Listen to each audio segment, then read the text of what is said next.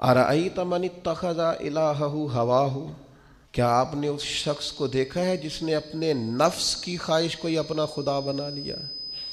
ارأیت، کیا آپ نے دیکھا ہے من اتخذ الہہ ہواہ، اس شخص کو دیکھا ہے جس نے خواہش نفس کو ہی خدا مان لیا؟ نبی پاک صلی اللہ تعالی علیہ وسلم نے ارشاد فرمایا، آسمان کے سائے کے نیچے اللہ کے سوا پوجے جانے والے معبودوں میں سے سب سے سنگین اللہ کے نزدیک وہ معبود ہے جو لوگ اپنے نفس کی خواہش کو معبود بنا کے پوجتے ہیں۔ رب کہتا ہے انہوں نے اللہ کے مقابلے میں معبود بنا لیا۔ کس کو؟ نفس کی خواہش کو۔ ایک طرف اللہ کا حکم ہے، ایک طرف نفس کی خواہش ہے، چلتے کس طرف ہیں؟ رب کہتا ہے انہوں نے نفس کی خواہش کو اپنا معبود بنا لیا، اللہ کا حکم نہیں مانتے۔ میں آپ سے ایک بات پوچھتا ہوں، جنازے کو بھی نماز ہی کہتے ہو نا؟ اس کا پورا نام کیا ہے؟ وہ بھی نماز ہے، اور فجر والی بھی نماز ہے۔ کتنا دوڑ رہا ہے بندہ، محلے کا ایک علاقے کا ایک بااثر آدمی انتقال کر گیا، دوڑ رہا ہے، چھٹی لی ہے، بھاگا آیا ہے، جلدی سے وضو کیا ہے، جنازہ پڑھنا ہے، لمبا چوڑا رش ہو گیا، صفیں گنی نہیں جا رہی، سر گنے نہیں جا رہے۔ یہ کس لیے آئے؟ کہتے ہیں نماز پڑھنے ہیں جنازے کی۔ اگر تو آئے ہو نماز پڑھنے تو فجر بھی نماز ہی ہے، ظہر بھی نماز ہے، عصر بھی نماز ہے، مغرب عشاء بھی۔ اگر تو نماز پڑھنے آئے ہو تو بتاؤ یہ والی چھٹی تم نے 5 نمازوں میں کیوں نہیں لی؟ اگر تو آئے ہو نماز پڑھنے تو پھر بتلاؤ یہ والا اہتمام فجر میں کیوں نہیں ہوا؟ یہ تم نماز پڑھنے نہیں آئے، یہ ہم اللہ کے حضور حاضری دینے نہیں آئے۔ یہ وہ جو سیاسی رکھ رکھاؤ ہے، یہ جو ذاتی یہ نفس کی عبادت ہے، یہ اللہ کی عبادت نہیں ہے، یہ خواہش نفس کی تکمیل ہے۔ یہ رب کی عبادت، یہ تو اپنے خواہش کے پیچھے دوڑے آئے ہو، مجھے بتلاؤ نا۔ وہ ایک شاعر تھے، انہوں نے بات تو بڑی غلط کی، لیکن چلو بعض اوقات نصیحت کے لیے کچھ باتوں کو دہرا دینا چاہیے۔ پاکستان کے ایک معروف شاعر تھے، ان سے کسی نے کہا کہ آپ مسلمان ہیں؟ کہنے لگا آدھا مسلمان ہوں آدھا کافر ہوں۔ اور کس طرح؟ کہنے لگا اسلام کے اندر خنزیر بھی حرام ہے اور شراب بھی حرام ہے، لیکن میں خنزیر نہیں کھاتا، شراب پی لیتا ہوں، معاذ اللہ ثم معاذ۔ کہنے لگا خنزیر سے مجھے نفرت ہے، شراب میں چھپ کے کہیں کونے میں جا کے پیتا ہوں، تو آدھا مسلمان ہوا نا۔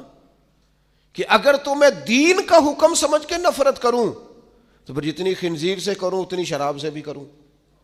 تو کسی نے اس پر تنقید کرنی چاہیے تو اس نے کہا ٹھہر جا ذرا سن، جس طرح شراب حرام ہے، جس طرح جوا حرام ہے، جس طرح خنزیر حرام ہے، ملاوٹ بھی تو اسی طرح ہی حرام ہے، حرام مال بھی تو اسی طرح ہی حرام ہے۔ یہ کیسی تمہارے نفس کی خواہش ہے کہ خنزیر نہیں کھاتے؟ کہتے ہیں کہ کسی علاقے میں ایک آفیسر تھا، تو وہ سب حرام مال اکٹھا کرتا تھا، تو کوئی کسی کی ضرورت ہی نہیں تھی اس سے بات کرنے کی۔ تو ایک بوڑھی اماں تھی، وہ بڑی حق بات کہنے کا مزاج رکھتی تھی، تو ان کی مرغی مر گئی، تو اس کے گلے پہ چھری چلا کے نا تو اس آفیسر کے گھر دے آئیں دیسی مرغی۔ تو وہ شام کو شکریہ ادا کرنے آ گیا، کہنے لگا اماں کمال کر دیا، دیسی مرغی تو کوئی کسی کو دیتا ہی نہیں۔ کہنے لگے بیٹے نہیں، کمال والی بات نہیں، مر گئی تھی۔ تو وہ ناراض ہو گیا، کہنے لگا مر گئی تھی تو میرے گھر کیوں دے دی؟ کہنے لگی سارا محلہ جانتا ہے تو سارا حرام کھاتا ہے۔ تو میں نے کہا یہ کروڑوں حرام کھا گیا تو کوئی مشکل نہیں، تو ایک مرغی سے کیا تکلیف دے گی؟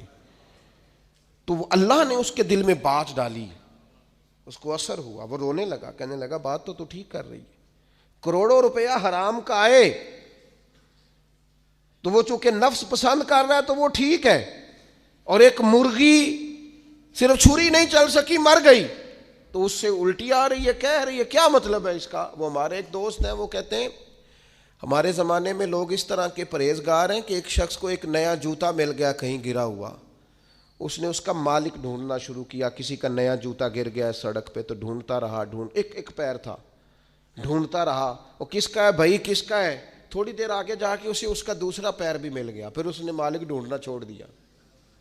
پہلے وہ نیک تھا، کیونکہ ایک جوتا تھا نا، پہن نہیں سکتا تھا۔ جیسے ہی اسے اتنی تکلیف کی بات ہے امت مسلمہ میں، نفس کی خواہش کو خدا بنا لیا، جو تیری طبیعت میں آئے ویسے ماں باپ کو تو وقت نہیں دے سکا، ویسے اگر تجھے کہا جائے کہ ماں باپ کی طرف سے کسی یتیم بچے کا خرچہ اٹھا لے، وہ تو نہیں اٹھا سکتا۔ تیرے ماں باپ چلے گئے، ان کی وجہ سے تو کسی غریب بہن بھائی سے تعاون کر تاکہ ماں باپ خوش ہوں، ایصال ثواب، وہ تو نہیں کر سکتا۔ دیکھیں چیلم پہ 50 پکیں گی، جو کہ پتہ چلے نا برادری کو کہ جناب نے چیلم کیا۔ یہ نفس کی خواہش کو خدا بنا لی۔ سیاسی افطاریاں ہو رہی ہیں، کسی کی نیت پر شک نہیں، اچھی نیت سے لوگ افطاری کراتے ہوں گے، لیکن وہ گھروں کا بھی تو ہمیں پتہ ہے نا کہ جہاں لوگ آٹا بھی اس لیے تھوڑا پکاتے ہیں کہ کل بھی اس کی ضرورت ہے۔ وہ محلے کے گھر نظر نہیں آتے؟ افطاری کے لیے ایک سجن بلایا جو پہلے کروڑ پتی، اور بلایا کہاں سے؟ لاہور سے، اسلام آباد سے، فیصل آباد، تو جو تیرے ارد گرد تھے۔ نفس کی خواہش کو خدا بنا لیا۔ بندہ مومن کی یہ شان نہیں ہے۔